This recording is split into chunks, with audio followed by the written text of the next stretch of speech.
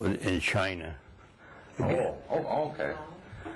against the Japanese. Flying Tiger. I've Yeah. seen a show on that. Yeah. There from 1944 and 45. Quite a few. Oh yeah, 14th Air Force was quite large.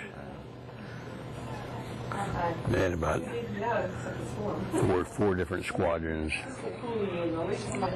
And a type of plane was Well, we started out with P-40s, but a lot of them were destroyed, shot down, bombed up, and then they started sending us 51s, 51C.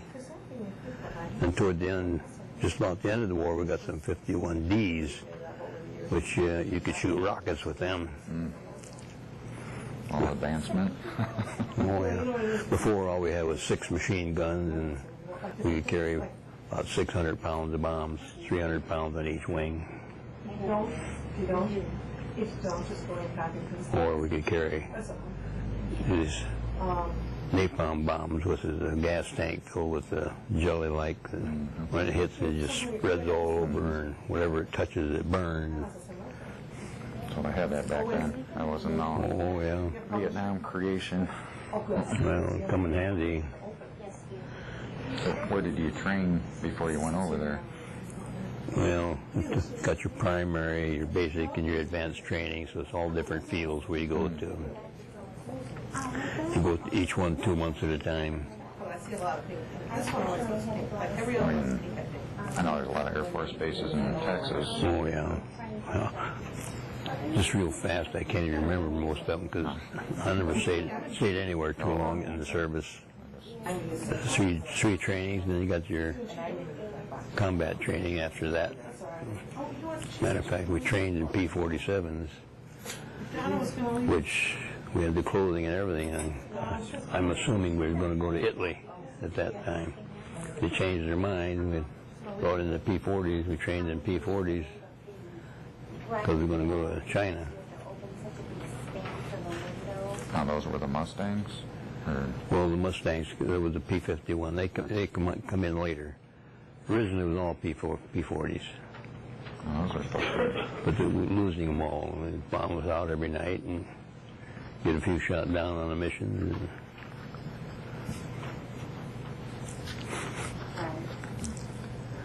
So finally, no P-40s were left.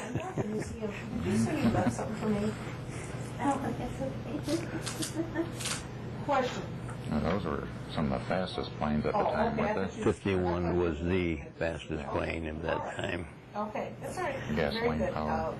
But the P-40 was more maneuverable. But you didn't want to maneuver against a Japanese airplane because they'd turn on beyond your button before you could say boo. Yeah. Because they had no armament, they had no nothing. They could just turn on a nickel. Yeah. They had a lot of different types, too. Okay, Different planes, some better than others. Yeah, basically about the same though, yeah. We have a couple of different models. At 2? You got another hour yet? Right. Okay, all right. Sounds good. Yeah, my stepdad was in the Luftwaffe. And they didn't tell me till, well, I didn't find out till right before he died. About some of the stuff. He was a airplane mechanic. He was down at special school on first jets that they were inventing at the time. I didn't know that. I knew he was an airplane mechanic, but I didn't know he was part of that program. It was kind of interesting. Yeah. Would be.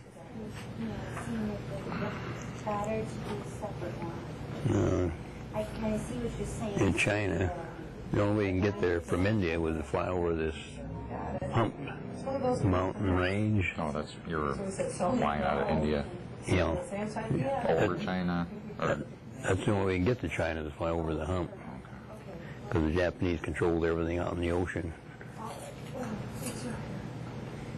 now, how much land did they were they in possession of? Oh, Most of China? Or? they had most of it You occupied. wouldn't think a little country like that could do that. Well, And everywhere else they were. they had the manpower and they had the equipment. Chinese had nothing. Yeah. But Most of them didn't even have guns in the fight.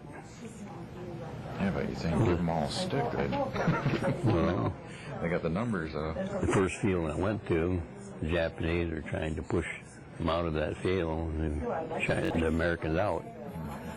The Chinese, well, they couldn't hold them off, but as long as we could get off the ground and strafe them and bomb them and raise hell with them, why, we'd hold them off. But the weather socked in, had about a 100-foot ceiling. We couldn't get off the ground. It was all mountain area. The Japanese just practically walked right up. One guy was shot down. We took off from the airfield. well, I know, but don't they think it's gonna? I mean, that's We probably. were that close. Time they don't. Well, I don't know, but that's what he told me, so I said, fine. I'm sure the plane was probably hit Yeah. once or twice or more. Or Oh, wasn't unusual to get a bunch of holes in the airplane, but they didn't hit anything vital, so it didn't stop me from flying. Well, one guy, he got shot up so bad that his canopy was shot off, and he had big holes in the wing, holes in the body, and holes in the tail. I don't know how in hell he ever got it back and landed it. he did land it. Oh, yeah. Wow. They pulled it right to the junk pile from there on. But he was kind of shaking when he got out. Well, see, they shot him from behind, so you got armor plate behind you, and you got armor plate on the side of you, up to this far. So it was coming from behind, and they shot his instrument panel out and shot his canopy off, and he was really nailed. He managed to get it back and land it. Would they have like a 50 caliber, probably something like millimeter, 30 millimeters? No, I think they used 30 millimeters. I'm not too sure. We had 50 calibers. 9-yard belts? Pardon? 9-yard belts? Shoot the whole 9 yards? I have no idea how many. Because we had 3 machine guns in each wing. That's 6 altogether. We just shot till it was gone and we went home. Tracers, you could see where you're shooting. About every 5th one was a tracer, so that you could get an idea where it was going, because you were sighting through a little circle on your front windshield. That was your sighting.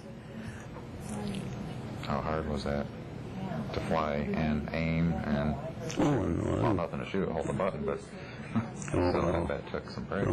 You were the pilot, you were the navigator, you were the radio man, you were the... One guy in the plane or two? Oh, no, just one man. And you were the gunner, you were the bomber, you were everything. Yeah, a lot of people think there was 2 or 3 people, and no, there was only one person in them. The Navy had some fighter planes with 2 people. Not many. You could do everything. No big problem. You had a button on the throttle for your radio and a trigger on your stick and then a button on top for your bomb. So how many bombs could you hold? You told me pounds-wise. Well, we usually carry about 100-pound bombs, and we can put 3 on each wing. 300 on each wing. And when we get those troops, we had what they call a anti-personnel bomb. It's like a hand grenade, only it's 100 pounds. So that was really, it caused a lot of damage. Now, how did you drop, how did you guide those? Just... Through practice. You practice all that before you ever got there. You know how to hit a target. Really? It's just judgment going on.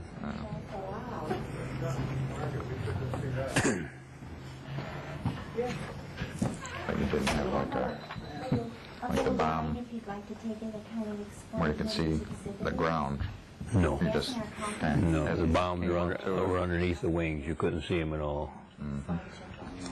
So pretty much as you see it coming up to it. From practice. Right.